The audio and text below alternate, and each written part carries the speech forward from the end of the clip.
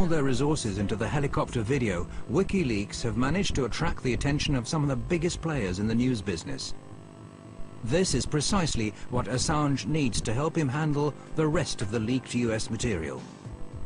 I had been looking at this release and studying it and understanding how to come up with a way to deal with such a tremendously large volume of material that would actually not simply drown any one organization. Assange proceeds to contact the New York Times, The Guardian and Der Spiegel. He manages to persuade the chief editors of these globally respected papers to publish his material in a coordinated fashion, with Assange pulling the strings. What is new is us enforcing cooperation between competitive organizations that would otherwise be rivals to do the best by the story, as opposed to simply just doing the best by their own organization. In late July 2010, the Afghanistan reports are published at the same time and day. En av militärhistoriens största informationsläckor väcker starka reaktioner. Well, one of the biggest leaks in US military history has exposed several cover-ups over the war in Afghanistan. The real story of this material is that it's war. It's one damn thing after another. The publication of the material is met with praise as well as strong criticism. The Defense Department demands that WikiLeaks return immediately to the US government all versions of documents obtained directly or indirectly from the Department of Defense databases or records. For the first time, WikiLeaks are now facing criticism that they find hard to respond to. The material includes the names of civilian Afghanis, putting them at risk of being targeted by the Taliban. The battlefield consequences of the release of these documents are potentially severe and dangerous. Mr. Assange can say whatever he likes about the greater good he thinks he and his source are doing, but the truth is they might already have on their hands the blood of some young soldier or that of an Afghan family. Releasing classified material can be very risky, but Assange says that the end justifies the means. We would have had to have released all this material without separating out any of it, or released none. The value, the extraordinary value of this historic record to the progress of that war and its potential to save lives outweighs the danger to innocence. WikiLeaks now takes steps to avoid making the same mistake again. Their next publication, 400,000 military reports from the Iraq War, are painstakingly edited and names removed. They also start reinforcing their network of experienced journalists.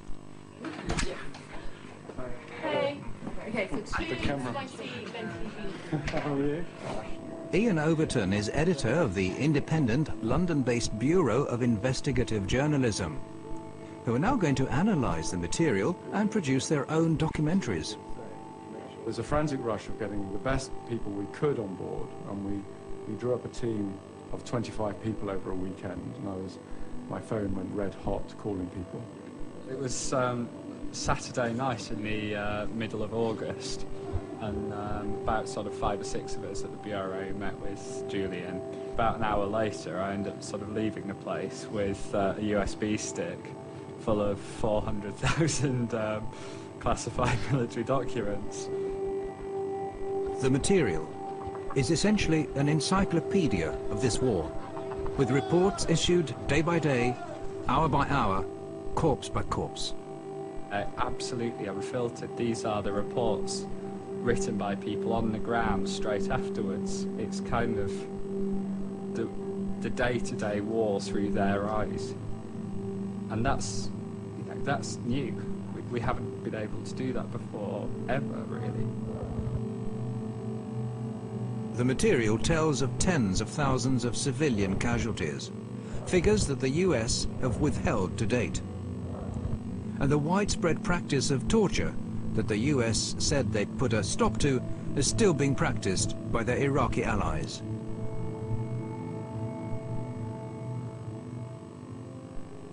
I think there are stories that cause you you know, to be filled with grief. Some are incredibly harrowing. I mean, you do have children tortured to death or shot in front of parents, and it's not material you can read and not be affected by.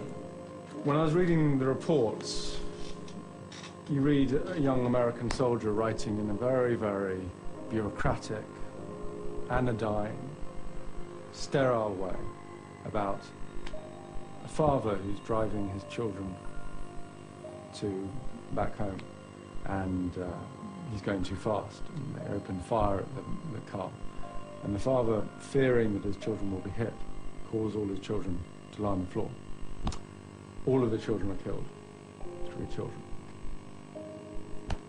And the way it's written up is, it's called an escalation of force. You know. It's not an escalation of force, it's a killing. It's, you know, it's horrific.